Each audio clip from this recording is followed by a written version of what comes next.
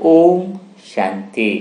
बाबा कहते हैं कि काम वासना जो विकार है वह बहुत बड़ा है और काम वासना विकार को खत्म करने के लिए उस विकार को समझना भी बहुत आवश्यक है।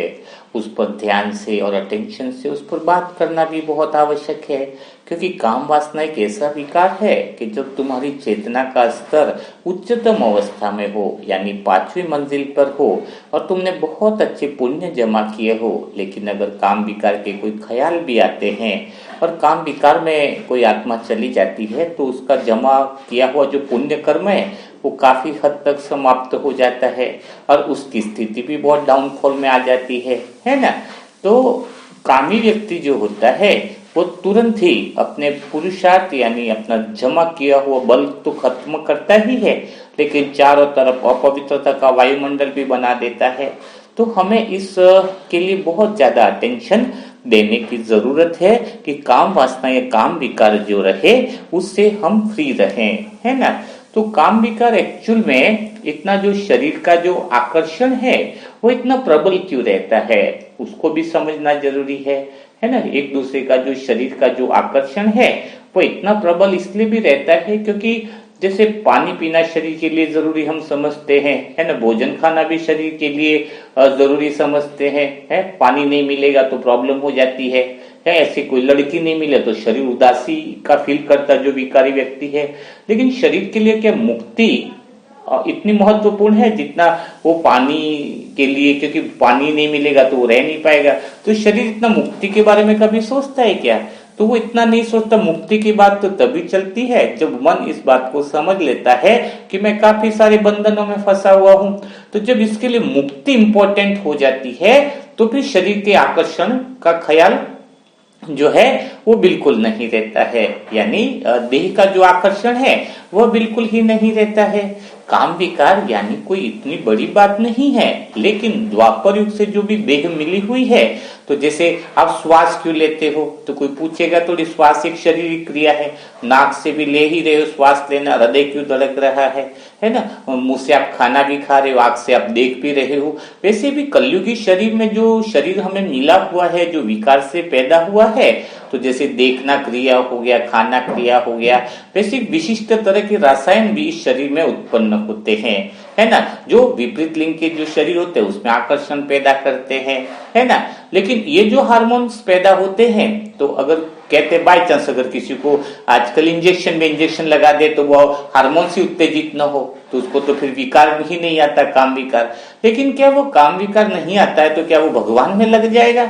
नहीं, वो काम विकार में बहका हुआ है तो पैसों में बहक सकता है। इतना काम विकार को इतना महत्व देने की जरूरत नहीं है। काम विकार में बहक गया तो कल पैसों में बहक गया, कल खाने पीने में बहक जाएगा। तो बहकना तो शरीर के किसी न किसी अंग में है ही। आंखों से बहक गया, मुंह के भोजन से बहक गया। तो मेन बात है शरीर में ये जो भी हार्मोन्स है उसकी उत्तेजना करने का या चुनाव करने का जो निर्णय है वो तो आत्मा का ही है ना। सत्युग में तो ऐसे हार्मोन ही नहीं रहते हैं, क्योंकि वहां पर तो योग बल से शरीर का जन्म होता है ना। और यहाँ पर क्या होता है, यहाँ पर जो जन्म हुआ है वो किस तरीके से हुआ, विकार से हुआ है। तो हमें लेकिन करण करावनहार तो आत्मा ही है, तो चुनाव तो हमारे हाथ में है। लेकिन फिर भी विपरीत लिंग की जो शरीर का है तो उसकी तरफ आकर्षण होने का पहला जो कारण एक तो यह है, यह भावना जो आने का पहला कारण तो यह है कि जो आत्मा ज्यादा फ्री रहती है, करने के लिए उसके पास कुछ नहीं है, तो मन तो बिजी रहेगा ना किसी न किसी विषय को लेकर, तो शरीर का कोई न कोई अंग फिर उसमें आकर्षित रहेगा, अट्रैक्टिव रहेगा। तो जब किसी इंसान के पास कुछ करने का नहीं रहता तो विकार में ज्यादा जाता है, फिर करने का कुछ बचा ही नहीं तो बस वो विकार के प्रवृत्ति ज्यादा आएगी। शरीर का कोई न कोई अंग, चाहे वो मुंह का अंग सोच लो, वो कुछ खाने की सोचेगा। देखा ना, खाली वाला इंसान कुछ न कुछ खाता रहता है, आपने देखा होगा, या सोने का सोचेगा, है ना, या फालतू टीवी के ख्याल। तो ये जो विकार वाली बात है ना, देखो शरीर में भी कहीं ना कहीं अंग से तो वो बिजी ही है ना, है। तो विकार भी है, लेकिन कोई नाखून ठीक कराने के पीछे लगा है, कोई बालों को ठीक कराने के पीछे लगा है, कोई चेहरे को ठीक कराने के पीछे लगा है। सभी एक तरह से काम विकार ही है, क्यों? क्योंकि आप फ्री हो, सही उद्देश्य आप जीवन में लगा ही नहीं रहे हो, सही काम में आप लग ही नहीं रहे हो। अगर जो सही काम में बिजी है उसको जैसे अभी मुझे जल्दी से कहीं ट्रेन से पहुंचना है, मेरा काम है, मुझे आगे जो है वो क्लास करानी है, तो मेरा कोई ध्यान जाएगा क्या? इतना शरीर पे थोड़ी ध्यान जाएगा, इतना बाल पे भी ध्यान नहीं जाएगा, क्योंकि अपन उद्देश्य में जो लगा हुआ है, जो किसी न किसी विशेष कार्य में लगा हुआ है, वह कभी भी उसमें नहीं जाएगा, इस आकर्षण में नहीं जाएगा, है ना। पहली बात तो यह हो गई, है ना। जो खाली है, यानी जो भी घर में भी खाली है, विकारी प्रवृत्ति ज्यादा ला रहा है, उसको आप क्या करो, उसको बिजी कर दो, है ना। पहली बात तो यह हो गई। दूसरी बात, जैसे अगर कोई जेंट्स है तो वो बहनों को कैसे देख रहा है, वो अगर भाई बहन भी जा रहे तो अलग दृष्टि होगी कि ये कोई और होंगे, है ना। आजकल ऐसी दृष्टि होगी। तो कारण क्या है? क्योंकि हम बहन को खाली शरीर की दृष्टि से देख रहे, कि लेडीज की शरीर है, लेकिन उसकी ओरिजिनल पहचान या गरिमा जो है वो उस दृष्टि से हम नहीं देख रहे। जैसे कोई बहुत अच्छी देवी है तो उसको तो हम बुरी दृष्टि से आएंगे नहीं। कोई बहुत बड़ी डॉक्टर है तो वो भी हमारा इलाज करे तो उसके प्रति भी विकारी दृष्टि नहीं आती है। तो कोई अच्छे से सत्संग कराने वाली बहन है, उसके प्रति भी नहीं आती है। कोई बाबा की बच्ची है, वो भी अच्छे से कुछ कर रही है तो उसके प्रति भी नहीं आती है। क्यों? क्योंकि उस समय हम उनको शरीर की दृष्टि से न देखकर उनकी कोई पहचान है, उस पहचान की, वो गरिमा की दृष्टि से हम उसको देख रहे हैं। तो हम जब तक ये अनजान शरीर की दृष्टि से देखेंगे, उस बहन की पहचान की दृष्टि से नहीं देखेंगे, बहन हो चाहे भाई हो।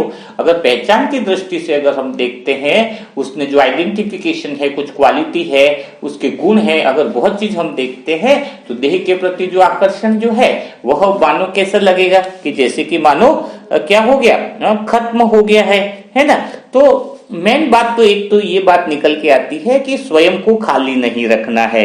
दूसरी बात क्या है कि स्त्री का अगर कोई भाई है तो स्त्री आकर्षण का हावी है तो स्त्री से आकर्षण करो, बहुत ज्यादा करो। लेकिन कौन सी स्त्री से आकर्षण करो? सिर्फ शरीर समझने वाली स्त्री से नहीं। ऐसी स्त्री जैसे मीरा हो गई तो कितनी महान रही, झांसी की रानी, उसके दीवाने हो जाओ। मदर टेरेसा, उसके दीवाने हो जाओ। आकर्षण करना जानकी दादी हो गई, प्रकाश मणि दादी हो गई, जिनके गुण इतने जबरदस्त हैं, तो वो जो है स्त्री, वो दिल में बैठा दो, जिससे हम भी उनके जैसे बन सके, है ना। आकर्षण करना ही है। तो मीरा ने किस पुरुष की तरफ आकर्षण किया, लेकिन कौन से पुरुष की तरफ आकर्षण किया? श्रेष्ठ से श्रेष्ठ पुरुष कृष्ण है, सारे पुरुषों में उत्तम पुरुष है, उसके प्रति आकर्षण किया। तो वैसे ही हमारा भी आकर्षण रहे अगर स्त्री के प्रति, तो तुरंत ख्याल आए कि वो कितनी पवित्र आत्मा है, ये बहनें कितनी प्योर है, ये मीरा कितनी प्योर है, ये झांसी की रानी कितनी उसके अंदर साहस था। तो जब हमें आकर्षण ही आए जाए विपरीत के प्रति आता है, तो हमें इस बात का ध्यान रखना है। बाकी तो सभी क्या है, सभी के शरीर क्या है, मांस ही तो है, हड्डी मांस का पुतला है, सभी में खून ही तो दौड़ रहा है।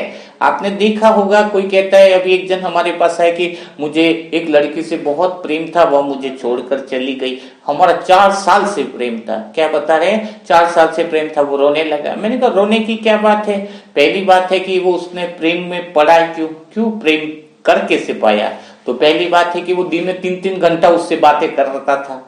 तो कोई लड़की प्रेम करेगी कब? है जो विकारी प्रवृत्ति है, वो जिसको हम समय फ्री वाला इंसान। पहली बात तो ये हो गई कि उसने 5 साल से वो प्रेम कर रहा था ना, 5 साल से ये फालतू बैठा था। पहली बात तो ये हो गई, क्योंकि कोई लड़की प्रेम कब करेगी? जब उसको आधा घंटा, 2 घंटा, 3 घंटा तुम समय देते हो, चाहे फोन पे दो, चाहे घुमाने के लिए दो, चाहे कुछ के लिए भी दो। तो पहली बात क्या हो कि तुम फालतू थे, तभी तो वो प्रेम कर पाए ना। बिजी होते, अगर तुम बिजी हो तो 10 मिनट तुम मुश्किल से किसी लड़की के लिए निकाल पाओ, तो क्या वो लड़की आपके पास रहेगी? बिल्कुल नहीं रहेगी, वो तो चली जाएगी, है ना। बिल्कुल क्लियर बात है ना। तो मतलब ये तो एक आकर्षण हो गया देखा। और जो फ्री बैठे हैं, जो फ्री में अपना, जिसके जीवन का कोई उद्देश्य नहीं है, वहां पर काम विकार की प्रवेशता होती है, काम वासना के लिए वहां पर समय होता है। तो यह बात बहुत अच्छे से समझनी होगी। क्यों, कैसे होता है फ्री रहते हैं उसके लिए समय? कैसे होता है? जैसे छोटा बच्चा होता है, छोटे बच्चे को देखना, वो अपने अंगों के साथ खुद ही खेलता रहता है, अंग को खिलौना समझता है, क्योंकि वो बिजी रखता है। कभी पाव का अंगूठा चूसेगा, कभी हाथ का अंगूठा चूसेगा, है ना। शरीर को खिलौना बनाएगा और किसी न किसी अंग के साथ, खुद के अंग के साथ खेलता रहेगा। तो ये बचपन की आदत थी, लेकिन अब बड़े होने पर भी वही आदत हो गई है। बड़े होने पर भी वो आदत थोड़ी छूटेगी। तो बस इंसान स्वयं के जैसे फ्री है तो किसी न किसी अंग के साथ खेलता रहता है। आप समझ लोगे मेरे कहने का भाव, क्योंकि वो फ्री है तो खुद के अंगों के साथ कभी आंखें सजा रहा है, कभी बाल सजा रहा है, कभी त्वचे पे मालिश करवा रहा है ना, कभी फेशियल करा रहा है। तो इसका अर्थ क्या है कि वो बहुत फ्री है, जो छोटे बच्चे की तरह खुद के अंगों के साथ खेल रहा है। अब कौन से अंग के साथ खेल रहा है उसको थोड़ी बोलने हैं, लेकिन खेल तो अंगों के साथ ही रहा है। तो ये बात नहीं है कि विकार है, ये बात है कि आप मुंह के साथ खेल रहे हो तो कोई न कोई खाने पीने में लगे पड़े हो, है फेशियल में त्वचा के अंदर बिजी हो तो उसमें लगे पड़े हो। तो जरूरत ये बात है कि तुम्हारी जीवन में तुमने व्यर्थता को ज्यादा पाल रखा है। जहां पर बाबा ने कहा कि व्यर्थ का एंट्री होता है, समर्थ चीजें गायब हो जाती है। तो तुम्हें ये देखना होगा ना कि तुम्हारे जीवन में विकार क्यों है, वह इंपॉर्टेंट नहीं है। मेन बात है व्यर्थता कितनी है। तुम्हारे पास खाली समय है ना, तो तुम विकार से जीत प्राप्त ही नहीं कर सकते। अगर तुम खाली बैठते हो पूरा दिन, तुम्हारे पास काम नहीं है, काम नहीं, वही तो ऐसे झूठे प्रेम करेगा, झूठा आकर्षण रहेगा, है ना। शरीर का तो कोई आकर्षण है नहीं, सामने वाले शरीर में भी, बॉडी में ब्लड है। जब हमें ब्लड चढ़ाना तो यूं थोड़ी कहेंगे कि हमें उस सुंदरी का ही ब्लड चढ़ाओ, हाँ ऐसा तो होगा नहीं, है ना। ब्लड तो ब्लड ही होता है ना। कोई कहता है किसी लड़की को कि मैंने तुम्हें दिल दे दिया, मैं तुम्हें दिल दे दूंगा, दिल नहीं दूंगा उसको। एक्चुअल में तुम समय दे रहे हो, समय तो दे रहे हो, आधा घंटा 4-4 घंटा समय दे रहे हो, क्योंकि तुम फालतू हो, तुम्हारे पास काम नहीं है। अभी हमारे पास तो विश्व की सुंदरी भी आ जाए, बोले भाई हम तुमसे प्यार करते हैं, हमें बोले आधे घंटे का टाइम नहीं है बात करने का। हमें तो अगर तुम्हें आत्मा समझकर भगवान से प्यार करना हो तो बहुत समय है, बाकी शरीर की बात के लिए तो हमारे पास क्या है, एक 10 मिनट की भी फुर्सत नहीं है।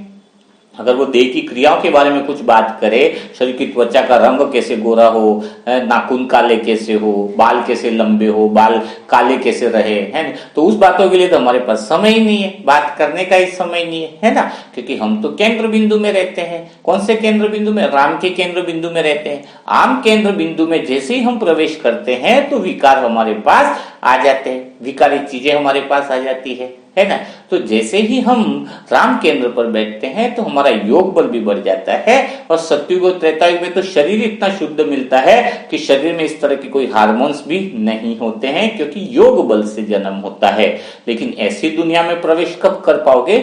जब तुम अभी विकारों पर जीत प्राप्त करते हो। मैं शरीर हूं इस बात से क्या हो जाता है, इस बात से तुम दूर हो जाते हो, तब जाकर के आप जो है वह विजय प्राप्त करते हो। तो ये काम वासना जो विकार है, बहुत ही इसको समझने की आवश्यकता है। इस पर हम और भी बात करेंगे, थोड़ी खुलकर बात करेंगे, ताकि आप इस बातों को अच्छे से समझ पाओ, है ना। क्योंकि समझना बहुत ज्यादा जरूरी है, क्योंकि जो चीजें हमें भगवान से दूर करती है, जो विषय हमारे मन को उलझाते हैं, उन विषय से हमें दूर रहना है। तो आज हम जिनको दुआएं देने वाले हैं, जिनको हम ब्लेसिंग देने वाले हैं, वो है कुसुम बहन। कुसुम बहन मनसा सेवा ग्रुप से जुड़ी हुई है। तो बहुत प्यार और स्नेह के साथ वो हमेशा दुआएं देने का भी काम करते हैं। अमृत वेला मंथन, मुरली मंथन, अमृत वेला की कमेंट्री, 90 डेज कमेंट्री, सभी टास्क बहुत अच्छे से करते हैं। बहुत धैर्यता, संयम और शांति है उनके अंदर। उनकी बुकिंग बहुत 16 जुलाई की थी, 16 जुलाई, यानी अभी अगस्त हो गया, ये सितंबर 1 आ गया। उनके अंदर धैर्यता, संयम देखो कितनी बड़ी बात है। क्योंकि उनके बेटे का एक वीडियोस भी डला हुआ था, तो हमें भी नीचे वाले भाई इतना टेंशन नहीं दे पाए। फैमिली की दुआ में बहुत दुआ समझ गए। तो मेन ये बात है कि धैर्यता, संयम भी बहुत बड़ी चीज होती है ना। तो वो आत्मा जो दिन रात मुरली मंथन और सेवाओं में लगी है, तो उस आत्मा के लिए और उनके विशेषकर बच्चे के लिए हमें विशेष ब्लेसिंग करनी है, विशेष दुआ करनी है कि उनके परिवार में सब आत्माओं का मन और बुद्धि भगवान से जुड़ जाए, सबकी शुद्ध मनोकामनाएं पूरी हो और सब ईश्वर की राह पर चलने लग जाए। क्योंकि देखो, शांति परिवार में कब आएगी? कोई आम केंद्र पर बैठा है तो शांति में तो रह नहीं पाएगा। कोई हाथ में कामनाओं की छड़ी लेकर के बैठा है, बहुत, वो भी कामनाएं कौन सी? अशुद्ध कामना लेकर के बैठा है। उसको तुम कितनी भी शांति डालो, तो शांति डालने का अर्थ क्या है कि शांति तो उसको आ नहीं सकती। लेकिन वो अशुद्ध कामनाएं छोड़ दे, अगर ऐसी शुभ भावना हम रखें तो उसको 1 सेकंड में शांति आ जाएगी, सदाकाल की शांति आ जाएगी, हमेशा के लिए शांति आ जाएगी। तो हमारे अंदर इस तरह की भावना परिवार के लिए होनी चाहिए कि वो शांत हो जाए नहीं, हम उनके लिए संकल्प करें कि वो अशुद्ध मनोकामनाएं छोड़ दे, आम केंद्र से वो भी राम केंद्र पर आ जाए, है ना। तो जब हमारी ये भावना हमारी रहेगी, शुद्ध संकल्प ऐसे रहेंगे, दुआएं हमारी इस तरीके से रहेंगी, तो वह दुआएं सदा काल के लिए काम आएंगी। तो कुसुम बहन और उनके परिवार को ढेर सारी दुआएं दो, ढेर सारा आशीर्वाद दो, ताकि क्या हो कि भगवान की छत्र छाया में वो बनी रहे और उनका परिवार सदा खुशहाल रहे।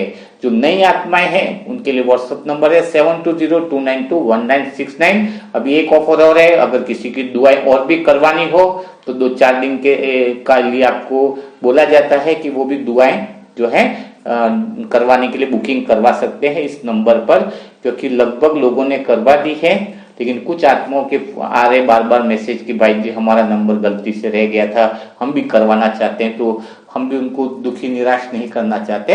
2-4 दिन के लिए आपका सेशन या टाइमिंग बढ़ा दिया गया है। अगर दुआ करवाना चाहते हो तो आप व्हाट्सएप पर मैसेज कर सकते हो। तो कल फिर हम मुलाकात करेंगे ऐसे ही सेशन के साथ। तब तक के लिए सभी भाई बहनों को ओम शांति, ओम शांति, ओम शांति।